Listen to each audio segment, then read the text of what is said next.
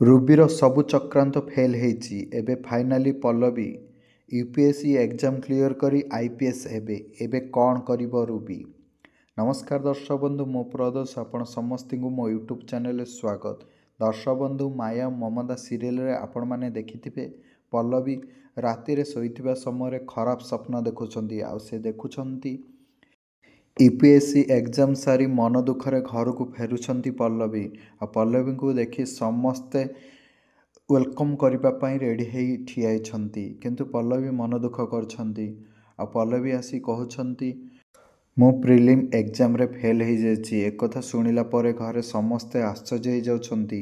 ଆଉ ମମତା ପାଖକୁ ଆସି ତାଙ୍କ ପାଖରେ କାନ୍ଦୁଛନ୍ତି। ଆଉ ଏହାର ସୁଯୋଗ ନେଇ ରୁବି ବହୁତ ଖରାପ କଥା କହୁଛି ପଲ୍ଲବୀକୁ। ଆଉ କହୁଛି, ଦେଖିଲ ତ, ତାକୁ ସମସ୍ତେ ମୁଣ୍ଡରେ ବସେଇଥିଲ, ଏବେ କ'ଣ ହେଲା? ଏକ୍ଜାମ୍ରେ ଫେଲ୍ ହେଇଗଲା। ଏବେ କ'ଣ କରିବ ତମେମାନେ?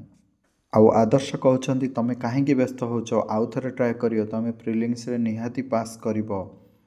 ଆଉ ରୁବି କହୁଛନ୍ତି, ଗୋଟେ ବାହାନା କରି କହୁଥିଲା ମୋ ବାପାର ସ୍ୱପ୍ନ ମୁଁ ପୁରା କରିବି।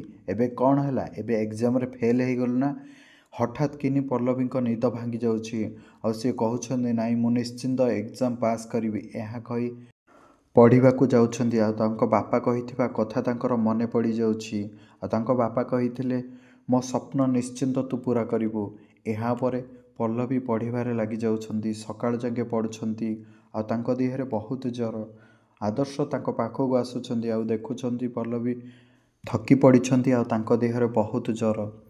ଆଦର୍ଶ ଡେରି ନ କରି ଡକ୍ଟରଙ୍କୁ ଡାକୁଛନ୍ତି। ଆଉ ଡକ୍ଟର ପଲ୍ଲବୀଙ୍କୁ ଦେଖିବା ପରେ ମେଡ଼ିସିନ୍ ଚେଞ୍ଜ କରିଦେଉଛନ୍ତି। ଆଉ ଏକଥା ରୁବି ଦେଖିଦେଉଛନ୍ତି। ଆଉ କହୁଛନ୍ତି, ହଉ ଠିକ୍ ଅଛି, ମେଡ଼ିସିନ୍ ଚେଞ୍ଜ କରିଦେଲୁ ସିନା, କିନ୍ତୁ ତୁ ଏକ୍ଜାମ୍ କେବେ ବି ଦେଇପାରିବୁନୁ। ଆଉ ପଲ୍ଲବୀ ଦିନରାତି ଏକ କରି ପଢ଼ିବାକୁ ଲାଗୁଛନ୍ତି। ସଞ୍ଜୀବ ଘରକୁ ଆସୁଛନ୍ତି। ଆଉ କହୁଛନ୍ତି, ତମେ କୋଚିଂ ଯାଇନଥିଲ, ଏବେ ମୁଁ ତୁମକୁ ଘରେ ପଢ଼େଇ ଦେବି। ଏହାପରେ ଆଦର୍ଶ ତାଙ୍କୁ ହେଲ୍ପ କରୁଛନ୍ତି ପଢ଼ିବାରେ। ଆଉ ଫାଇନାଲି ଏକ୍ଜାମ୍ ଡେଟ୍ ଆସୁଛି ହାରି। ଆଉ ଘର ସମସ୍ତଙ୍କ ଠାରୁ ଆଶୀର୍ବାଦ ନେଇ ପଲ୍ଲବୀ ଯାଉଥିବା ସମୟରେ ଆଦର୍ଶ କହୁଛନ୍ତି, ଏବେ ସଞ୍ଜୀବ ତମ ସହିତ ଏକ୍ଜାମ୍ ଦେବେ। ଏହାପରେ ପଲ୍ଲବୀ କହୁଛନ୍ତି, ଆପଣ ବି ଦେବେ? ସଞ୍ଜୀବ କହୁଛନ୍ତି, ହଁ, ତମେ କହିଥିଲ ନା ଆଉ ଥରେ ଚେଷ୍ଟା କରିବା ପାଇଁ, ମୁଁ ସେଥିପାଇଁ ଏକ୍ଜାମ୍ ଦେବି। ଦର୍ଶକ ବନ୍ଧୁ, ଆପଣମାନେ ଆଗାମୀ ଦିନରେ ଦେଖିବାକୁ ପାଇବେ ପଲ୍ଲବୀ ୟୁପିଏସ୍ସି ଏକ୍ଜାମ୍ କ୍ଲିୟର କରିଦେଇଛନ୍ତି। ଏବେ ସେ IPS ହେବେ। ଆଉ ତାଙ୍କ ବାପାଙ୍କ ସ୍ୱପ୍ନ ପୂରଣ କରିବେ। ଆଉ ତାଙ୍କ ବାପାଙ୍କ ମନରେ ହୋଇଥିବା ଆଘାତର ପ୍ରତିଶୋଧ ନେବେ। ଏବେ ମହାପାତ୍ର ଘରେ ନୂଆ ଝଡ଼ ସୃଷ୍ଟି ହେବାକୁ ଯାଉଛି।